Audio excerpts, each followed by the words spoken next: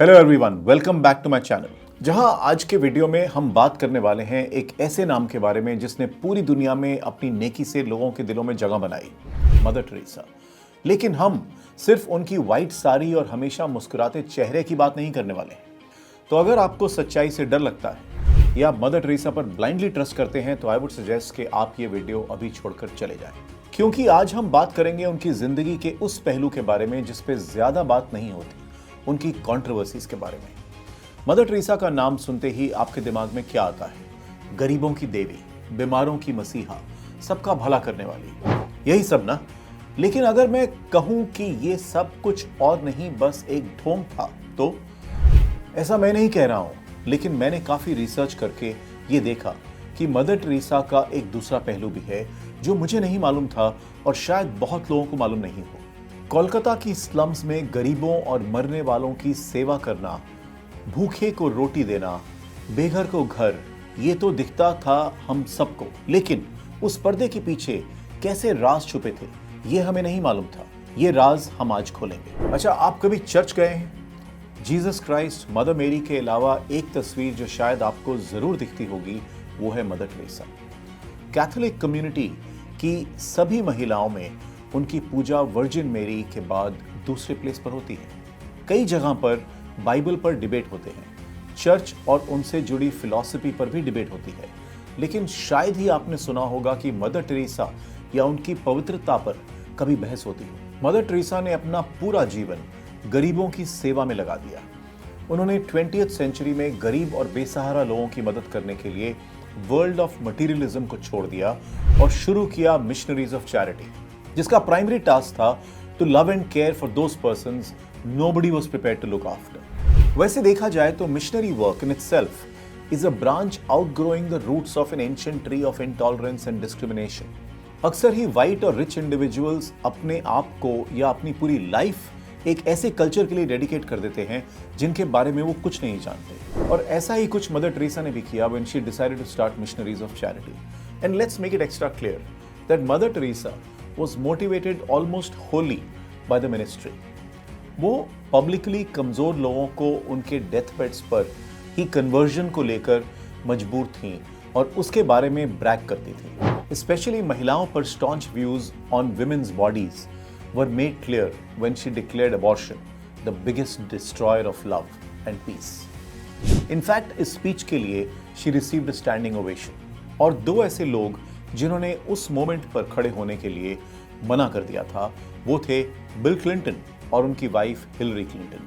She was a loud critic of contraception and divorce laws and spend most of her life campaigning in a country after country against women's rights.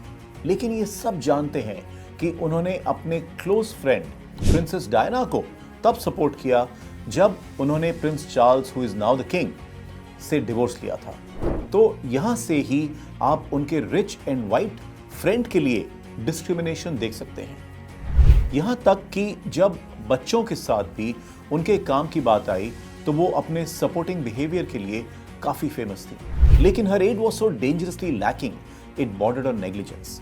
उनका मानना था कि दर्द, struggle और पीड़ा हमें ईश्वर के करीब ले जाती है। तो बात है 1946 की, जब पूरे देश में कम्युनल राइट्स चल रहे थे, हिंदू मुस्लिम के बीच वायलेंस बढ़ रही थी, जिसको ग्रेट कैलकाटा किलिंग भी कहा जाता था, जिसमें 5,000 से 10,000 लोगों की डेथ हुई। और उस वक्त मदर टेरेसा कैलकाटा के ही एक कॉन्वेंट स्कूल में प्रिंसिपल थी और तभी उन्हें कॉन्वेंट स्कूल छोड़कर गरीबी में डूबे लोगों की मदद करने का ऑर्डर मिला। और उसी दौरान 2 साल बाद यानी 1948 में उन्होंने मिशनरी सर्विसेज शुरू की, जिसमें उन्हें बहुत से यंग गर्ल्स ने ज्वाइन किया।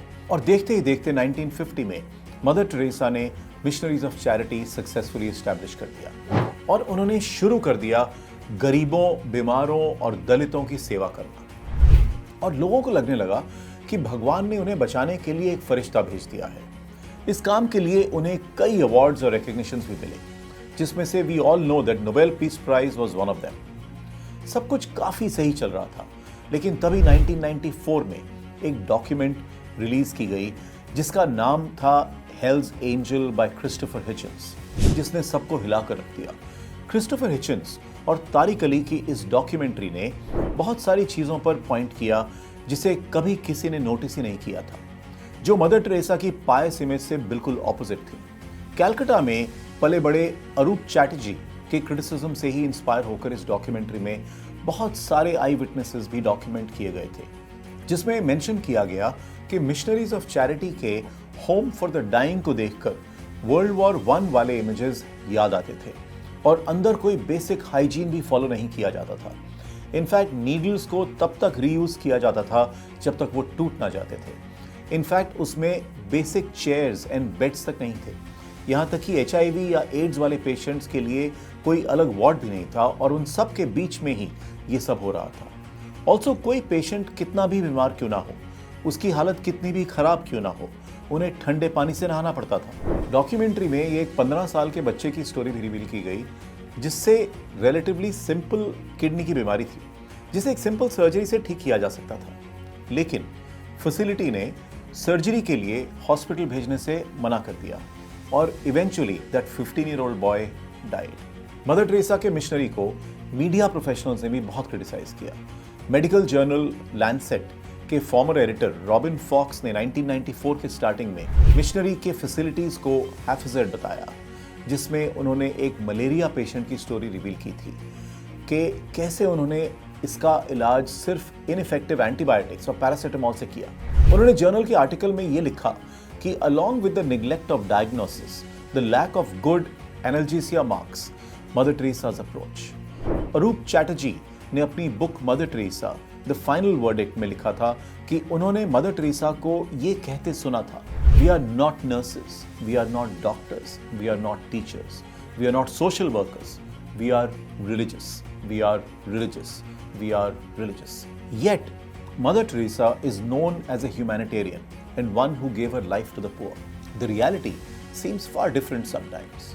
ये सारे क्लेम्स नोबेल पीस प्राइज के साथ ही साथ उन सभी अवार्ड्स एंड रिकॉग्निशंस को कॉन्ट्रडिक्ट करते हैं जो कि उन्हें दिए गए थे। डोनेशन में लाखों करोड़ों मिलने के बाद भी ये लापरवाही और खराब बिहेवियर उनके इविल साइड को ही दिखाते हैं शायद। मदर टेरेसा के लिए गरीबी और बीमारी ईश्वर का गिफ्ट होते हैं, जो उन्हें ईश्वर के करीब लाने के लिए होते हैं। उन्होंने 1969 में BBC को दिए एक इंटरव्यू में बताया था कि there is always danger that we may become only social workers. Our work are only on an expression of our love for Christ. Mother Teresa के रिलीजियस मिशन को ह्यूमैनिटेरियन एफर्ट देना फाइनेंशियली भी काफी convenient था। Despite comprehensive accounts never having been published, researchers estimate that Missionaries of Charity was receiving up to $72 million of annual donation. 1991 में German news magazine stern ने यह publish किया कि पूरे फंड का सिर्फ 7% हिस्सा ही चैरिटी में यूज किया जा रहा था। कोलकाता बेस्ड जर्नलिस्ट मिहिर बोस ने लिखा था कि Mother Teresa was a part of a western agenda. It makes the west feel better. This is one of us, once again rescuing the third world. She presented to the West a perfect role model, a do-gooder who didn't threaten to challenge the status quo. So what's your thought on this? Do let us know in the comments.